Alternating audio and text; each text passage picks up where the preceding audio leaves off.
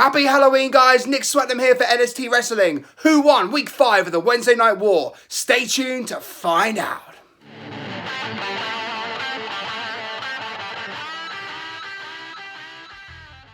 Looking at our opening matches, we had Sammy Guevara taking on Hangman Page for AEW and Io Shirai taking on Candice LeRae for NXT. Now, looking at these two matches, both singles matches to kick things off. They gave the women more time, around 13 minutes, and the men only had about 8 minutes on this one. I would say both quite similar matches, really, in lots of ways in terms of how good they were. But what we've got going on here really is, you know, this Sammy Guevara, Hangman Page, it all comes down to sort of the elite versus the inner circle. So you're kind of keeping that storyline going, whereas the Shirai versus LeRae match is, you know, really a quest for the title, for the women's title, which we're going to come back to more in this video. We only had one women's match today on AEW. Went about 11 minutes. It was, you know, a decent enough match, but there's no real... I didn't get the sense. It was just there for the sake of it, to sort of present both wrestlers. I didn't really get a sense of any purpose, really, with this. We had two women's matches, which took up half an hour of ring time, guys, on NXT. They're really presenting the women in a strong light on this episode. The women's tag team titles with the Kabuki Warriors taking on Tegan Nox and Dakota Kai. This match got 17 minutes. A really good, you know, 3.5-star match as well. They had some really good spots in the match. Obviously, of course, shenanigans going on with the Mist and the way they did that, picking up the victory, which was really smart. But then, when all's said and done, you know, we then got into a really big free-for-all schmoz with, you know, we had Rhea Ripley, we had Shayna Baszler, of course Baszler coming out first to sort of attack Tegan Nox and Dakota Kai, Ripley coming out. All these women went at it. Now the great thing about this is that they're all going for the women's title. We don't know yet. I mean, okay, we kind of do know it's going to be Rhea Ripley taking on Shayna Baszler at some point soon, but all these women were really going for it to get their spot at the women's title. It's become a free-for-all. Riddle and Regal came out and told everyone in classic Regal style that it's going to be War Games, the first ever women's War Games. So I can't wait to see that, guys. That's going to be absolutely amazing. That's going to be coming at NXT TakeOver on the 23rd of November. So stay tuned for that. History made tonight at the women's division. We had another great match on NXT with Cameron Grimes taking on Tyler Bate, Killian Dane interfering and distracting Tyler Bate and then attacking him after the match. Once again, a decent, solid match. If you're looking at all the wrestling tonight, I'd say, you know, the majority of matches here, you know, were really kind of 3-star matches, maybe even plus. I didn't see any matches tonight that fell short on NXT. Whereas if you cross over to AEW, we did have, once again, 3 tag team matches tonight. 3 of them. Now, we had 2 6-man tag team matches, and of course, the finals of the tag team tournament. The 6-man tag team matches, you know, were decent. The best friends match, taking on, you know, John Silver, Alex Reynolds, and QT Marshall, obviously with Orange Cassidy in the best friends' corner. That match was only 3 minutes long. It was a bit of a squash match, and, you know, it's kind of a dud rating, really. I mean, maybe 1 star at best, but, you know, it was what it was. The Elite taking on Angelico, Jack Evans, and Kip Sabian was a much better match. But, you know, 11 minutes, 30 seconds long.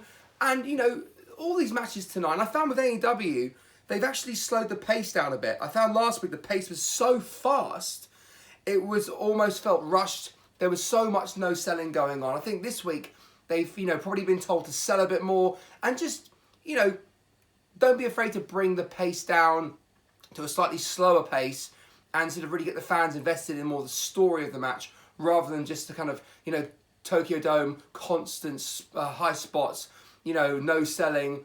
I mean, one thing they're still doing all the time, I think in both shows, but particularly in AEW, how many super kicks do they need to no sell? I mean, the amount of super kicks they give now, Shawn Michaels used to give 1 super kick and that was it, guys. Now it's like super kick, super kick, super kick. They've literally, you made the super kick now no different to a clothesline. So, you know, it is what it is, but I reckon they should really go back and try and tell these stories and really try and make the finishing moves, you know, mean more. And even big moves like a super kick, only use them very sparingly, because a super kick is a big move and that will knock anyone out. If you look at the main events, both main events tonight were tag team matches. Going back to the beginning, they were both singles matches, one women's, one men's, but now we've got the main event matches. We've got the Undisputed Era taking on Riddle and Lee, and then we've got SCU taking on the Lucha Brothers in the finals of the tag team tournament.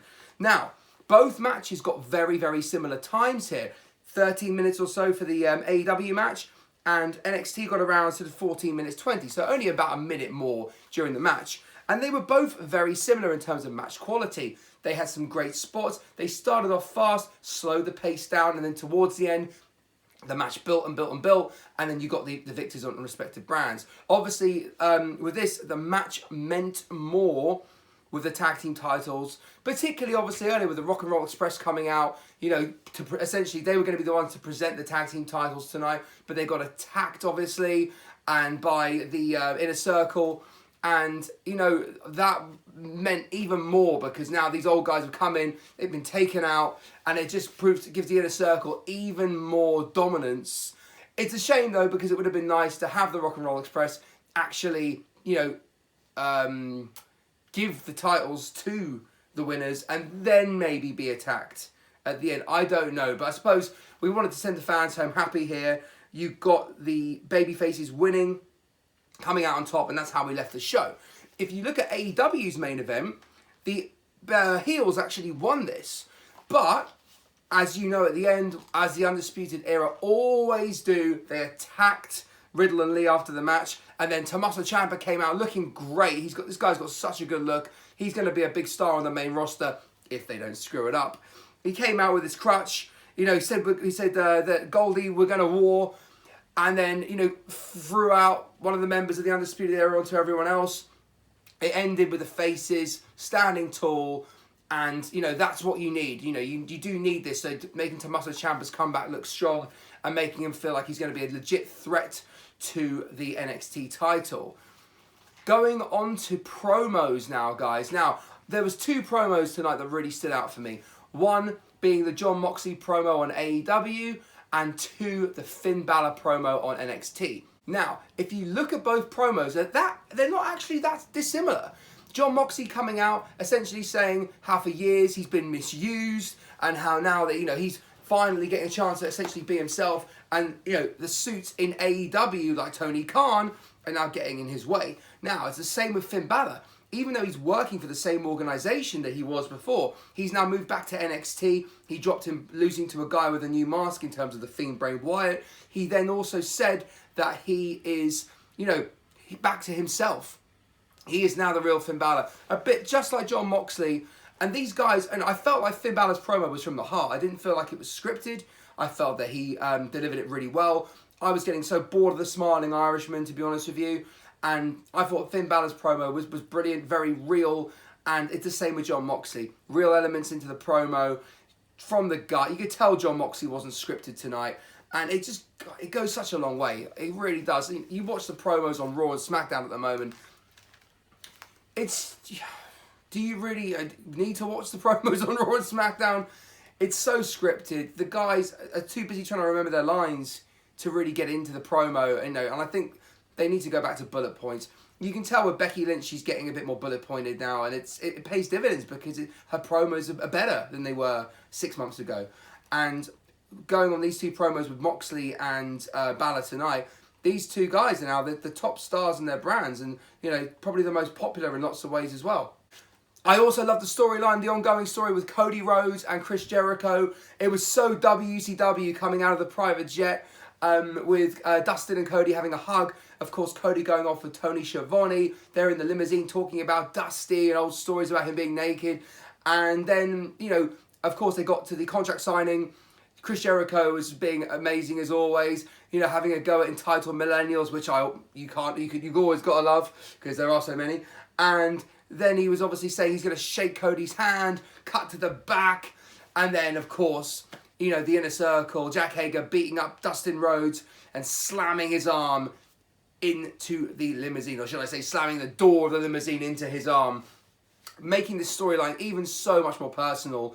I hope that there's only one thing left to do next week for me if I was them, and that's go after Brandy and make it personal with her. I know that you don't want to do too much men beating up women, but I think if they went after Brandy and maybe Jack Hager gave her something, or Jericho, or someone did some kind of move on Brandy or something, maybe at the house, she's at the house and they have some kind of live feed, that would be amazing to make it really personal, or even more personal between these two going into their match on November 9th. So guys, in total tonight, wrestling quality, similar. There were both 5 matches. Of course, AEW paying more attention to the tag team matches, which is cool, but I still think in total, considering all the matches got more time on NXT, I feel like, you know, we had 8 minutes, 11 minutes, 3 minutes, 11 minutes, or 11 and a half minutes, and 13 minutes AEW.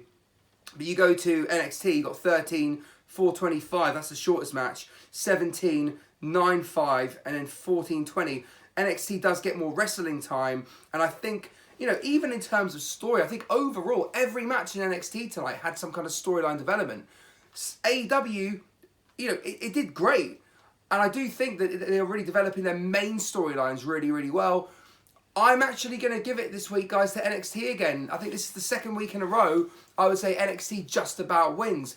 If you look at the commentary too, JR and Shivani, they're great, but at the same time, you know, when the Rock and Roll Express were being beaten up, and when Dustin Rhodes had his arm slammed into the, you know, the limousine, you know, it was like JR on about a 6.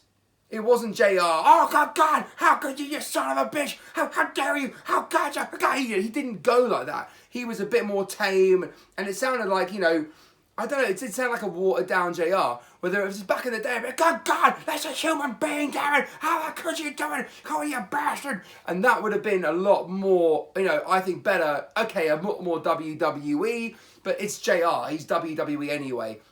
So I think the JR could have gone a bit of a notch higher, whereas Morrow is just always at a 9 or a 10. He's non-stop. Beth Phoenix as well, great on commentary, as the, you know, female commentator on there.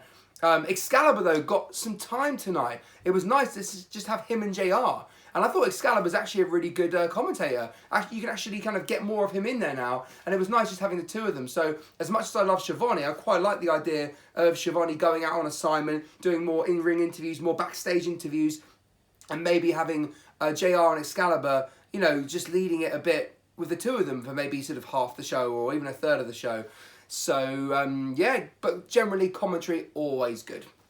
One more thing, of course, the intro to NXT tonight with the Halloween theme style was brilliant. So I have to give the NXT beginning a hats off to that, and above AEW too. So tonight, guys, NXT does win the Wednesday Night War. That makes it, in my opinion, 3 weeks to 2 weeks. The first 3 weeks going to AEW, the last 2 weeks going to NXT. So guys, next week is the go-home show for AEW, and we've got the NXT. We've still got a few more weeks to build up for the War Games pay-per-view. So who knows what's going to happen. But AEW, I think, are going to have to pull something big out of the hat for the go-home show next week.